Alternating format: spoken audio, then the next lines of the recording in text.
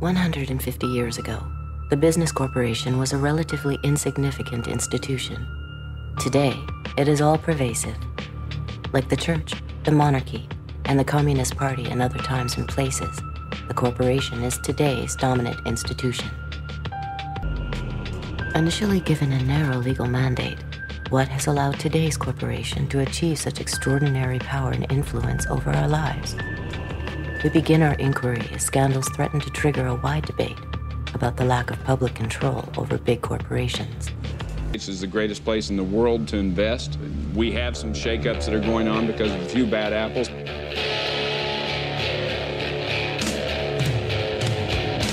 Some people call me a bad apple. Well, I may be bruised, but I still taste sweet. Some people call me a bad apple, but I may be the sweetest apple on the tree.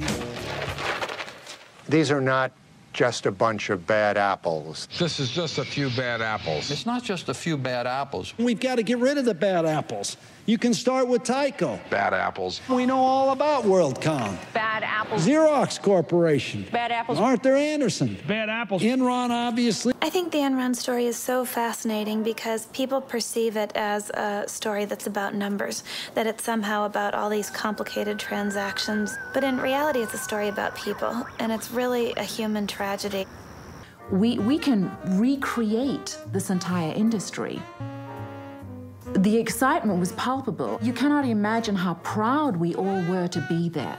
And then, of course, we had a leader who imbued us with a sense of confidence that if we were smart, anything could be accomplished. And then the bottom line, we began to make money. And that in and of itself was a reaffirmation that this could be big.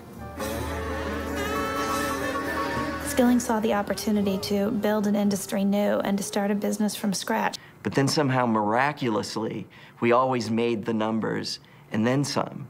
But then a question was asked to Tom White, how is it that we made the numbers? And his answer was one word, California.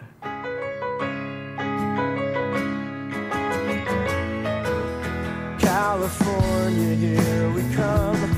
The first clues to Enron's new strategy hit California with a jolt.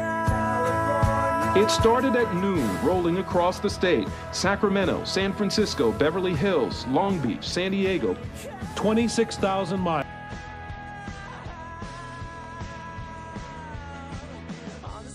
California's stories. The state's unpopular governor, Gray Davis, beset by an ailing economy and a $38 billion budget deficit, faces possible recall. And rumored as a possible replacement for Davis, movie star Arnold Schwarzenegger. The Terminator, we'll see whether he's back or not. Gray Davis has terminated opportunities, and now it's time we terminate Gray Davis.